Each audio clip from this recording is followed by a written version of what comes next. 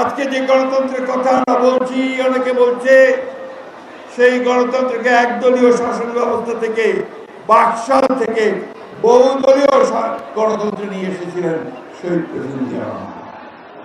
সেদিন তিনি নির্বাচন দিয়েছিলেন জনগণের ভোটের মধ্য দিয়ে, জনগণের পার্লামেন্ট প্রতিষ্ঠা করেছিলেন তিনি। সেদিন এই মিডিয়া অর্থাৎ গণমাধ্যম তাদের স্বাধীনতা নিশ্চিত করেছিলেন। তার আগে শেখ মুজিবুর রহমান সমস্ত পত্রিকা বন্ধ করে দিয়েছিলেন, মাত্র 4টি পত্রিকা চালু রেখেছিলেন। এই কথাগুলো বলা দরকার, আপনাদের জানা দরকার, বিশেষ করে তরুণদেরকে বলছি।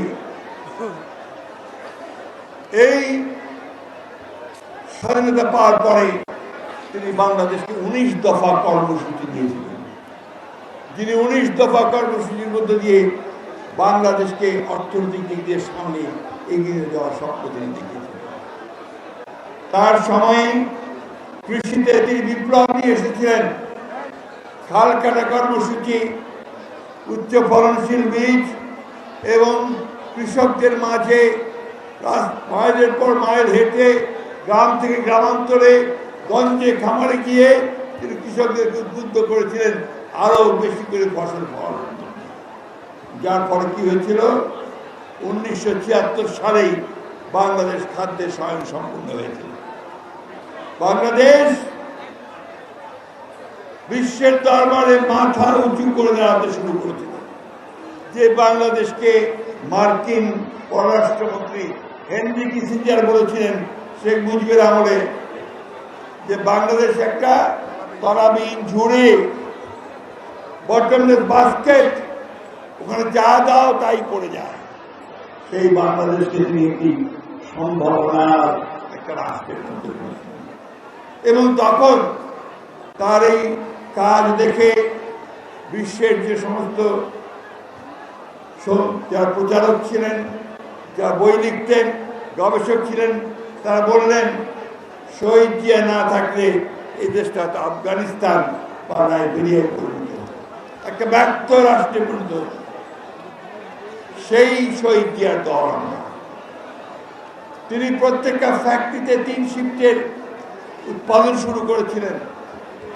তিনি ছাত্রদেরকে, সকল মানুষকে শিক্ষিত করবার জন্য ক্লাস 10-এ অর্থাৎ এসএসসিতে 50 নম্বর দিয়েছিলেন। যে একজন ব্যক্তিকে শিক্ষিত করতে পারবে, শিক্ষিত বলতে স্বাক্ষর দান করতে পারবে, তাকে 50 নম্বর দেওয়া হবে। তিনি মহিলাদেরকে সামনে নিয়ে এসেছিলেন, তিনি মহিলাদেরকে চাকরি দেওয়া শুরু করেছিলেন, তিনি মহিলাদের শিক্ষার ব্যবস্থা করেছিলেন। নারীর যে স্বাধীনতা, সেই স্বাধীনতা নিশ্চিত করার জন্য তিনি মহিলা অধিদপ্তর গঠন করেছিলেন।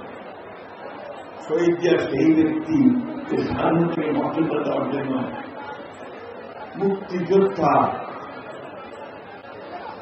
একটা আলাদা মন্ত্রণালয় তৈরি করেছেন। বন্ধুগণ, এই কথাগুলো আমি এই জন্য বলছি, যার অনেক ষড়যন্ত্র চলছে, মিথ্যা অপবাদ দেওয়া হচ্ছে, অপপ্রচার করা হচ্ছে বিএনপির বিরুদ্ধে। বিএনপি 47 বছর যা কিছু ভালো তা সব কিছু দিয়েছে এই বিএনপি বাংলাদেশ।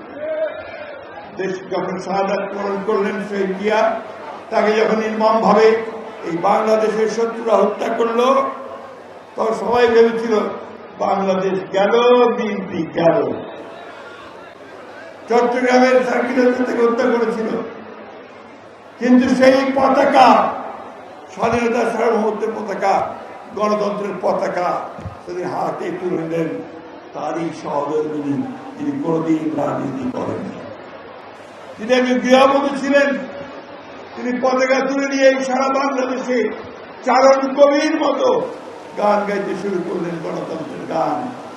আর সেই গণতন্ত্রের গানেই দীর্ঘ 9 বছর হোসেন মোহাম্মদ এরশাদের স্বৈরাচারকে তিনি লড়াই করেছেন, রাজপথে সংগ্রাম করেছেন। এবং এখানে অনেক নেতা আজকে এখানে উপস্থিত আছে, তারা এই সংগ্রামে নেতৃত্ব দিয়েছে। সেই মহিষী নেত্রী বেগম খালেদা জিয়া তিনি বাংলাদেশকে বদলে দিতে শুরু করলেন। তিনি যখন 1991 সালে রাষ্ট্রপ্রধানের দায়িত্বে আসলেন।